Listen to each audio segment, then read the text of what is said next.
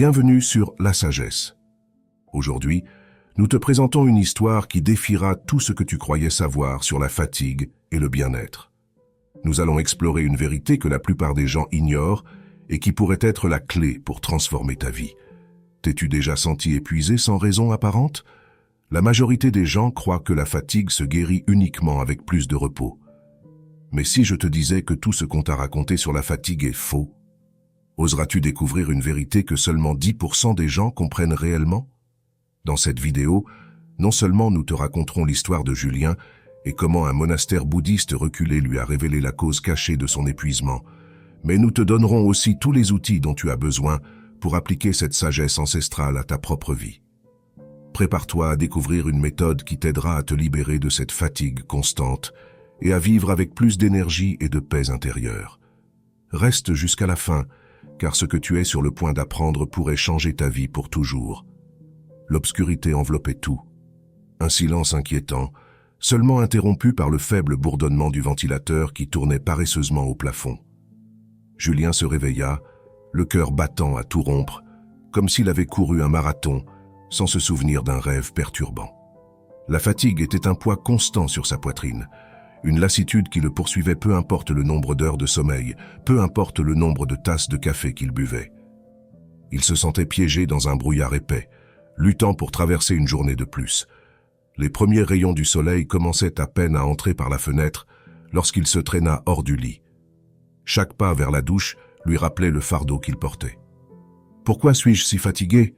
se demandait-il, incapable de comprendre comment le simple fait d'exister pouvait le drainer autant. Pourtant, la réponse à son épuisement ne se trouvait pas à l'extérieur, mais en lui-même. Julien ne le savait pas encore, mais le poids qu'il sentait sur ses épaules n'était pas seulement physique. Il s'agissait d'une charge accumulée au fil des ans, un mélange de préoccupation, de peur et d'angoisse qui le maintenait dans un état permanent d'épuisement. C'était comme si chaque pensée, chaque émotion, l'usait un peu plus, jusqu'à le laisser vide, sans force, avec seulement l'envie de fermer les yeux et de disparaître dans le néant. Ce matin-là, alors qu'il s'habillait, il remarqua quelque chose d'étrange dans le miroir de la salle de bain. Son reflet paraissait plus flou, comme si son image était engloutie par le brouillard qui l'entourait. Il cligna des yeux plusieurs fois pour tenter de clarifier sa vision, mais la fatigue était toujours là, ancrée dans son esprit. « Je ne peux pas continuer comme ça », murmura-t-il pour lui-même. C'est alors qu'il se rappela une conversation qu'il avait eue avec un vieil ami, Samuel, qui après des années à travailler en ville, avait tout quitté pour s'installer dans un monastère bouddhiste dans les montagnes du Tibet. Samuel avait mentionné une sagesse ancienne qui avait transformé sa vie.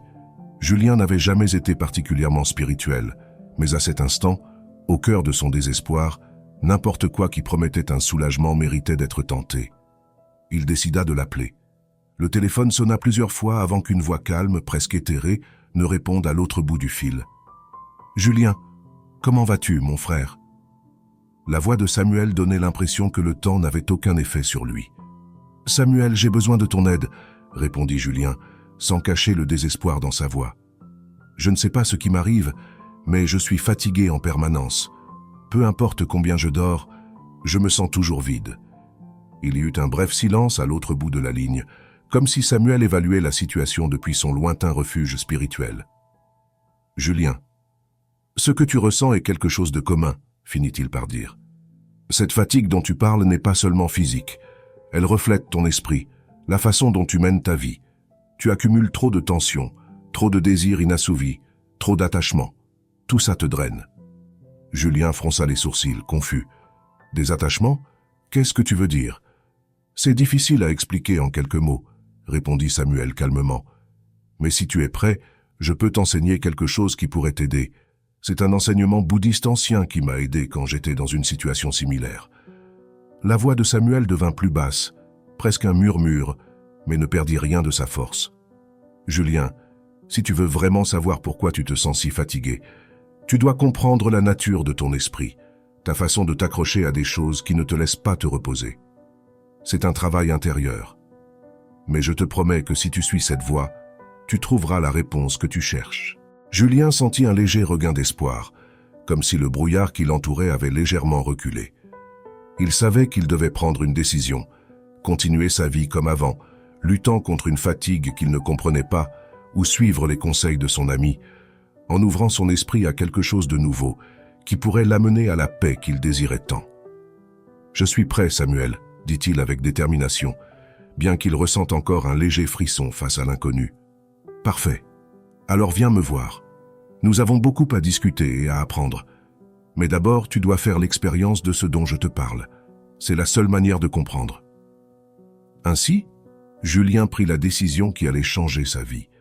Il empaqueta le strict nécessaire, laissa un mot sur la table à l'intention de son patron et, sans se retourner, quitta son appartement en direction des montagnes tibétaines où sa quête de réponse ne faisait que commencer. Si ce genre de vidéo résonne en toi et t'inspire, je t'invite à laisser un « j'aime ». C'est un petit geste qui nous aide énormément à continuer de créer ce type de contenu. Le voyage vers les montagnes du Tibet fut long et fatigant. Alors que l'avion s'élevait au-dessus des nuages, Julien regardait par le hublot, observant le monde qu'il connaissait se réduire à une tache floue au loin. Sa vie en ville, avec son rythme effréné et ses bruits, lui semblait désormais insignifiante, un simple fond sonore à peine mémorable. Cependant, l'incertitude de ce qu'il trouverait au Tibet le tenait en éveil. Il n'était pas facile de laisser derrière soi tout ce que l'on connaît pour une promesse vague de soulagement. Mais la fatigue qui le rongeait ne lui avait laissé aucune autre option. Lorsqu'il arriva enfin au monastère, il eut l'impression d'être dans un rêve. Les montagnes qui l'entouraient s'élevaient majestueusement, couvertes d'une neige blanche et pure contrastant avec le ciel d'un bleu profond. Le monastère, une modeste construction de pierre et de bois, se fondait dans le paysage comme s'il en avait toujours fait partie. Julien ressentit un calme inhabituel, comme si le lieu lui-même émanait une énergie l'invitant à laisser de côté ses soucis. Samuel l'accueillit à l'entrée, vêtu de la simple tunique d'un moine bouddhiste. Son visage, autrefois marqué par les tensions de la vie citadine, reflétait désormais une paix profonde, presque irréelle. « Je suis content de te voir, Julien, » dit Samuel en souriant chaleureusement. « Tu as bien fait de venir. » Julien acquiesça, se sentant un peu perdu. « Merci de m'accueillir. Je ne savais pas vraiment à quoi m'attendre. »« Tu n'as pas besoin d'attente, » répondit Samuel en faisant un geste pour l'inviter à le suivre. « Tu dois simplement être prêt à ouvrir ton esprit et ton cœur. Ce que tu trouveras ici n'est pas une solution rapide, mais un chemin vers la compréhension. » En parcourant les couloirs du monastère, Julien observait les moines se déplacer avec une sérénité qui le surprit. Il émanait de chacun d'eux un sentiment de but, comme si les tâches les plus simples, balayer le sol ou allumer une bougie, étaient des actes de profonde méditation. Tout, en ce lieu, semblait conçu pour encourager l'introspection et rappeler aux résidents que le vrai travail se faisait à l'intérieur d'eux-mêmes. Samuel mena Julien à une petite chambre presque vide, avec juste un lit et une table. « Ce sera ton espace durant ton séjour ici. Demain, nous commencerons les enseignements. Pour l'instant, repose-toi. Tu as besoin de récupérer tes forces. » Julien ne se rendit compte de sa fatigue qu'en s'asseyant sur le lit. L'épuisement le frappa de plein fouet, mais c'était différent de la lassitude qu'il ressentait en ville. C'était comme si la fatigue de toutes ces années de tension s'était allégée, ne laissant place qu'à une simple fatigue physique. Il ferma les yeux et pour la première fois depuis longtemps, s'endormit presque instantanément. Le lendemain, Samuel le réveilla tôt et l'emmena dans un petit temple au centre du monastère, où l'air était frais et pur, embaumé par le doux parfum de l'encens. Le temple était décoré de statues de Bouddha, entourées d'offrandes simples de fleurs et de fruits. La lumière matinale traversait les fenêtres, baignant l'endroit d'une clarté dorée. « Aujourd'hui, nous allons commencer par un enseignement simple mais fondamental », déclara Samuel en s'asseyant en position du lotus sur un coussin. « Nous allons parler de l'attachement. » Julien s'installa face à lui, essayant d'imiter sa posture, bien que ses muscles soient encore trop tendus pour se détendre entièrement. L'attachement est l'une des principales causes de souffrance selon les enseignements bouddhistes, reprit Samuel. Nous nous accrochons à des choses, à des personnes, à des idées, en espérant qu'elles nous rendront heureux ou qu'elles combleront un vide en nous. Mais en réalité, l'attachement nous enferme, il nous empêche d'avancer et nous maintient dans un état constant d'insatisfaction et de fatigue. Julien fronça les sourcils en réfléchissant à ce qu'il entendait. « Tu es en train de dire que je me sens comme ça parce que je suis trop attaché à quelque chose ? Exactement, acquiesça Samuel. Les attachements créent un cycle de désir et de déception. Quand nous n'obtenons pas ce que nous voulons, nous sommes frustrés. Quand nous l'obtenons, nous avons peur de le perdre.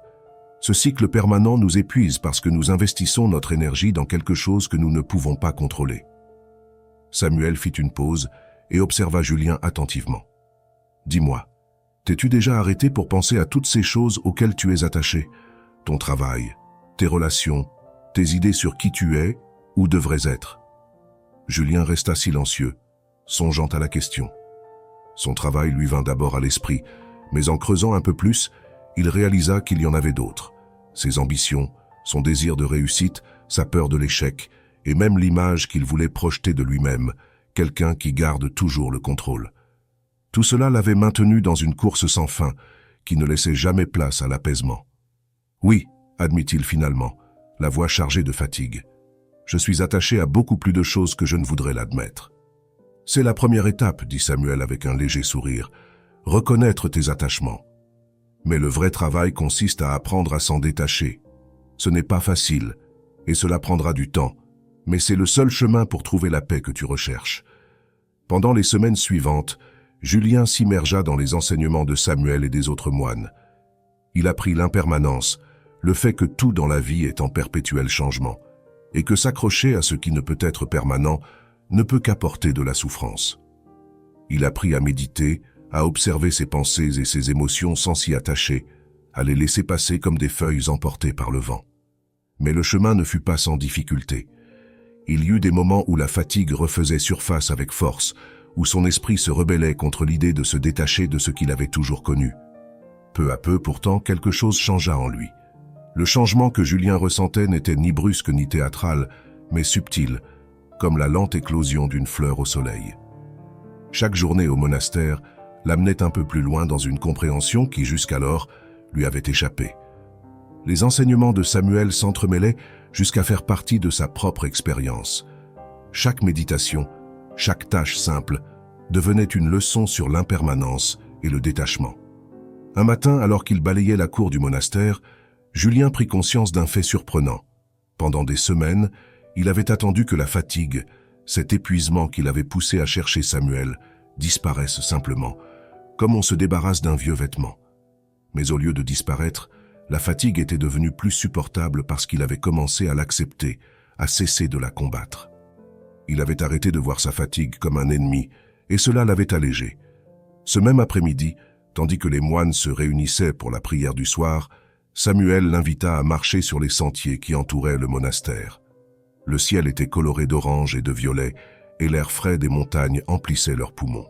« Tu as beaucoup progressé, Julien, » dit Samuel en marchant lentement, « mais je sais qu'il y a encore quelque chose qui te préoccupe. » Julien hocha la tête. « Je ne peux m'empêcher de me demander, si le détachement est la clé pour trouver la paix, cela signifie-t-il que je dois tout abandonner? Ma vie en ville, mes rêves, les personnes que j'aime ?» Samuel s'arrêta et le regarda avec compassion. Le détachement ne signifie pas abandonner tout ce que tu aimes. Cela signifie apprendre à aimer sans s'accrocher, être pleinement présent, conscient, sans laisser la peur ou le désir te contrôler.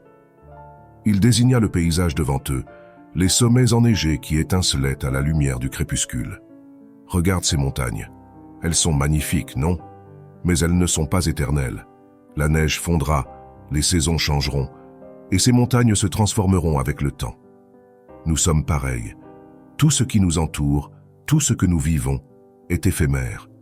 Le détachement, c'est accepter cette vérité et vivre en harmonie avec elle, plutôt que de lutter contre elle. Julien contempla les montagnes en silence, laissant les paroles de Samuel résonner en lui.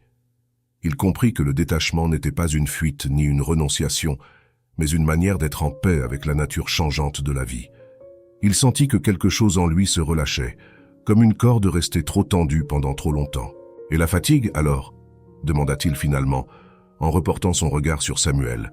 « Qu'en est-il si elle ne disparaît jamais vraiment ?» Samuel esquissa un léger sourire. « La fatigue n'est pas quelque chose qui disparaît simplement. C'est un signe, un guide.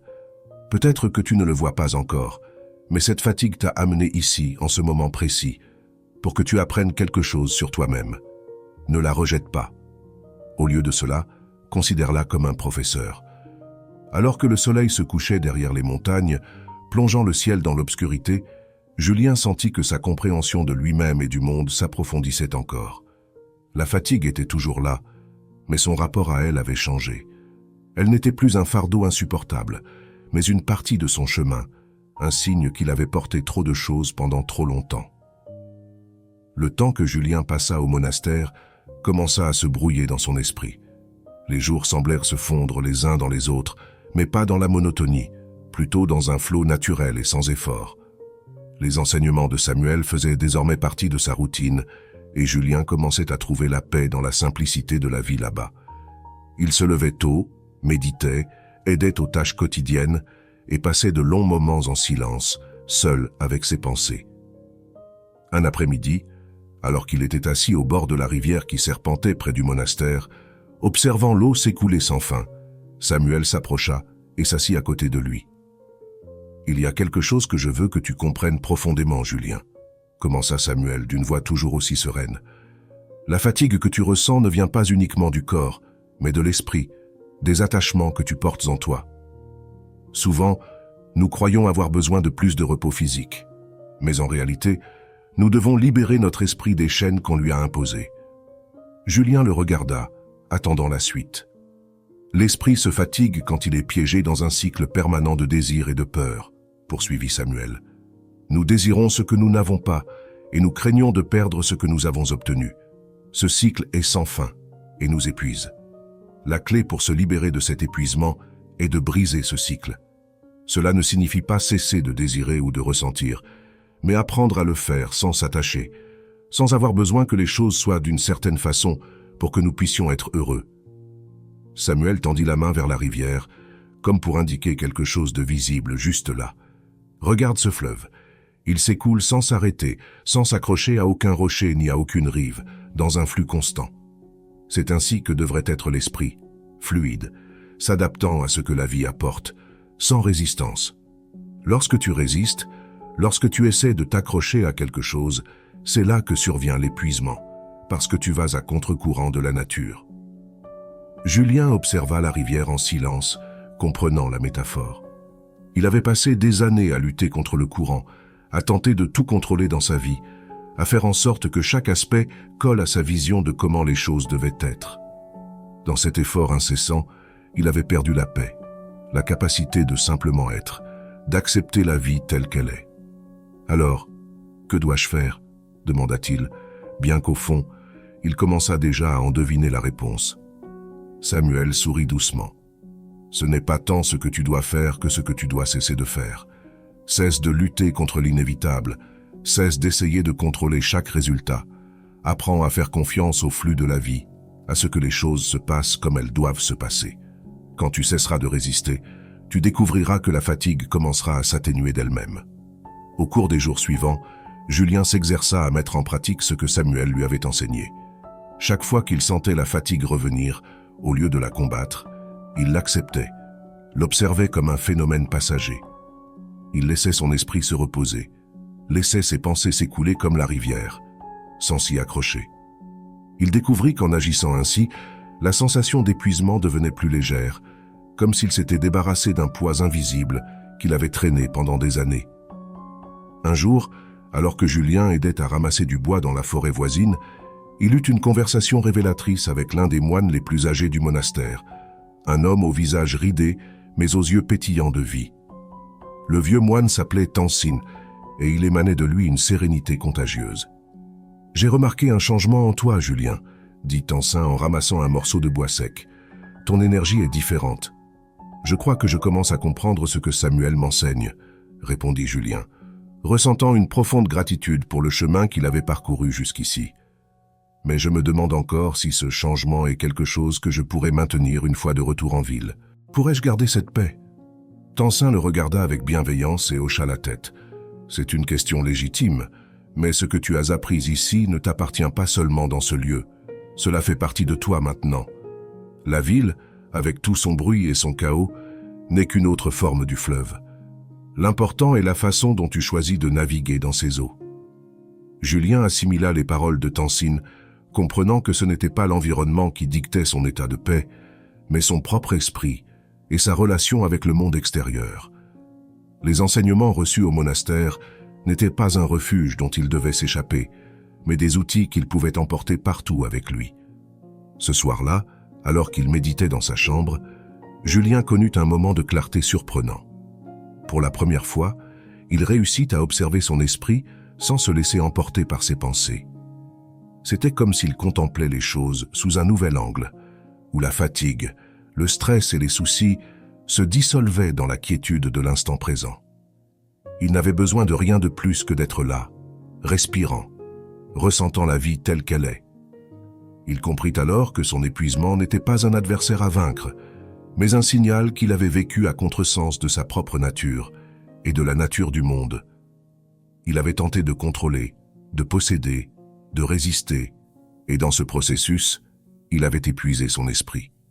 Mais en abandonnant cette lutte, il découvrait une liberté qu'il n'aurait jamais imaginée. Le jour suivant, il partagea cette nouvelle compréhension avec Samuel.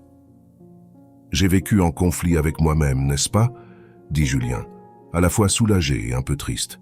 « J'ai passé tout ce temps à essayer de façonner la vie à ma manière, et cela m'a consumé. » Samuel le regarda avec un profond sentiment de fierté silencieuse. « C'est exact.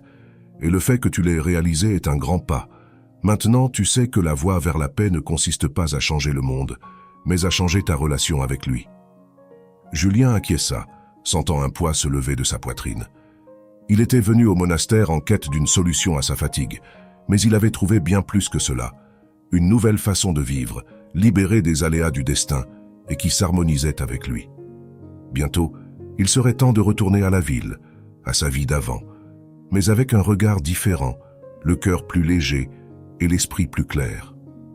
Il savait que la route ne serait pas facile et qu'il y aurait des défis, mais il savait aussi qu'il n'était plus seul dans ce combat. Il avait trouvé une paix intérieure qu'il pouvait conserver, peu importe où le mènerait le fleuve de la vie. Si cette histoire t'a apporté quelque chose, je t'invite à t'abonner dès maintenant à la chaîne. Tu ne le regretteras pas. Nous te promettons des contenus extraordinaires qui non seulement enrichiront ton esprit, mais élèveront ta vie à un niveau totalement nouveau.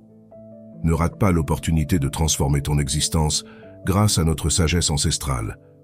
Poursuivons. Le jour de son départ arriva plus vite que Julien ne l'aurait cru. Alors qu'il rangeait ses quelques affaires dans la chambre du monastère, il ressentait un mélange d'émotions contradictoires, de la gratitude pour les enseignements reçus, de la nostalgie pour ce lieu qui avait été un refuge et une légère anxiété à l'idée de rentrer dans le monde qu'il avait laissé derrière lui. Le monastère était devenu un foyer pour son âme, un endroit où il avait appris à se connaître, et plus important encore, à s'accepter. Samuel l'accompagna jusqu'à l'entrée principale, où les autres moines s'étaient rassemblés pour lui dire au revoir. Le soleil se levait à peine au-dessus des montagnes, inondant tout d'une lumière dorée presque irréelle. Les chants matinaux résonnaient au loin, un dernier appel de la paix qu'il avait trouvé en ces lieux sacrés. « Souviens-toi de ce que tu as appris ici », dit Samuel en posant une main sur l'épaule de Julien. « Le monde là-bas est simplement une autre expression de ce que tu portes à l'intérieur de toi. Peu importe l'agitation qui règne, tu peux toujours trouver la paix si tu sais où la chercher. » Julien acquiesça, sentant que les paroles de son ami faisaient écho au plus profond de lui. « Merci, Samuel. Je ne sais pas comment j'aurais fait sans tes conseils. » Samuel sourit avec humilité. « Le mérite te revient, Julien. C'est toi qui as fait le travail. Souviens-toi, la paix n'est pas quelque chose que tu peux perdre, car elle est toujours en toi. » Avec ces mots comme encre, Julien prit le chemin du retour vers la ville. Alors que l'avion s'éloignait des montagnes, il observait le paysage se transformer sous ses yeux, passant des sommets enneigés aux innombrables bâtiments de la cité. Contrairement à l'aller, il ne ressentait ni crainte ni incertitude. Il savait désormais que l'environnement n'allait pas dicter son état d'esprit. C'était à lui de le faire. Quand il atterrit en ville, Julien sentit à nouveau cette vibration familière, le vacarme, les lumières, l'urgence constante des gens qui l'entouraient. C'était un contraste saisissant avec la sérénité du monastère, mais cela ne l'affectait plus de la même manière. Il arpentait les rues avec un calme qu'il aurait jugé impossible auparavant. La fatigue qu'il avait autrefois consumée était toujours là, mais il la voyait différemment. Non comme un ennemi, mais comme un signal lui indiquant quand se recentrer sur l'essentiel. La vie urbaine avec toutes ses exigences et ses distractions, n'avait pas changé. Mais Julien, lui, était différent. Au bureau, les tâches qui lui semblaient auparavant écrasantes étaient abordées avec un esprit plus clair et un cœur plus tranquille. Il apprit à faire des pauses quand son corps et son esprit l'exigeaient, à ne plus s'attacher aux résultats et à accepter qu'il ne contrôlait pas tout. La méditation devint son encre quotidienne, un moment privilégié pour renouer avec cette paix intérieure qu'il avait trouvée au monastère. Le véritable défi arriva toutefois lorsqu'il mit en pratique le détachement dans ses relations personnelles. Avant, il accordait une importance excessive à l'approbation et à l'affection des autres, craignant toujours de perdre ceux qu'il aimait. Progressivement, Julien réalisa que l'amour véritable ne consiste pas à posséder ni à contrôler, mais à donner de la liberté. Lâcher ses attentes, permettre à ses proches d'être qui ils devaient être, lui apporta une paix qu'il n'aurait jamais cru possible. Peu à peu, la profonde fatigue qui l'avait habité si longtemps commença à se dissiper. Ce ne fut ni immédiat ni linéaire. Il y eut des reculs, des moments difficiles, mais chaque jour représentait une avancée vers une vie plus équilibrée, en harmonie avec la réalité. Il apprit à apprécier les moments de calme, à percevoir la beauté dans la simplicité et à comprendre que la satisfaction véritable ne venait pas de l'obtention de ce qu'il désirait, mais de la paix avec ce qu'il avait déjà. Quelques mois après son retour, un après-midi, tandis qu'il se promenait dans un parc près de chez lui, Julien tomba sur un ancien collègue de travail, une personne qui, comme lui auparavant, était prisonnière de la routine effrénée de la ville, poursuivant sans relâche réussite et accomplissement. « Julien, c'est bien toi ?» s'exclama son ami surpris de le voir. « Ça fait si longtemps, tu as l'air différent. » Julien sourit et hocha la tête. « Oui, j'ai vécu quelques changements. Et toi, comment vas-tu » Son ami soupira, l'air fatigué. « Comme d'habitude, tu sais. Le boulot, et encore le boulot. Parfois, je me sens à bout, mais bon, qu'est-ce qu'on peut y faire ? C'est comme ça. » Julien le regarda avec empathie, se souvenant parfaitement de sa propre sensation d'être piégé dans un cycle infini. Autrefois, il se serait contenté de mots de réconfort superficiels, mais maintenant, il savait que cela ne suffisait pas. À la place, il décida de partager ce qu'il avait appris.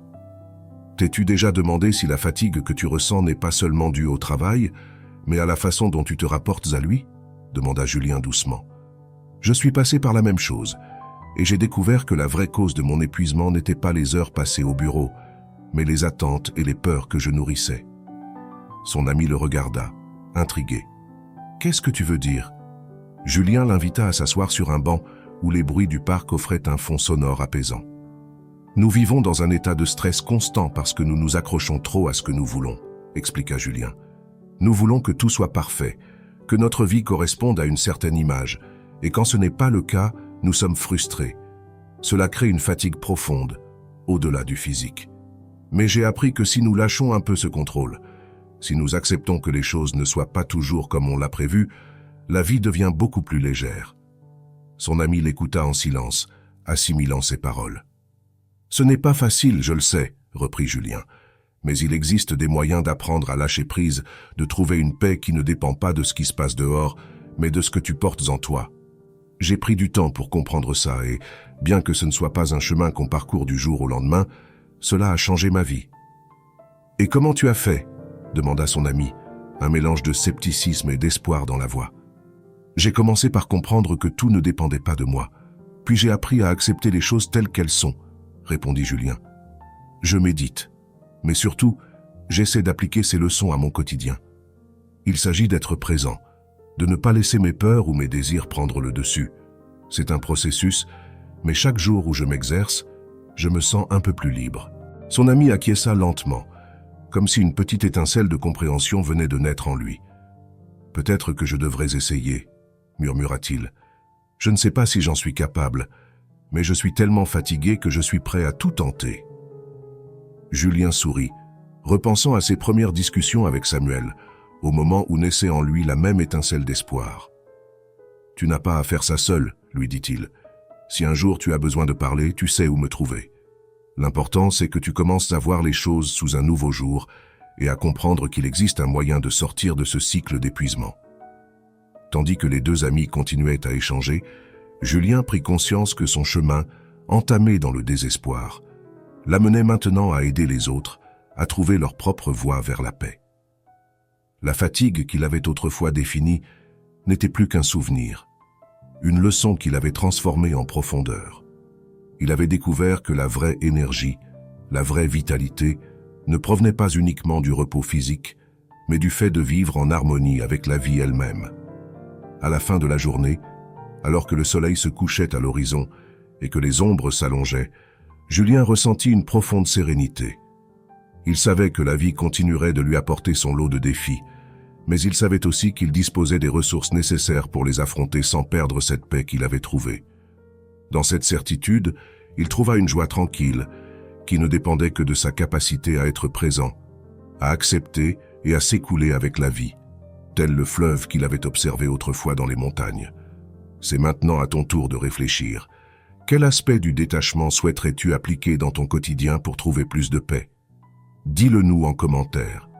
Tes réflexions pourraient inspirer d'autres personnes dans cette communauté, et j'aimerais beaucoup les découvrir. Si cette histoire t'a plu, je t'invite à regarder une autre vidéo sur la façon dont le minimalisme appliqué au temps peut t'aider à ne plus gaspiller ta vie à chaque seconde qui passe. On se retrouve lors de notre prochaine rencontre.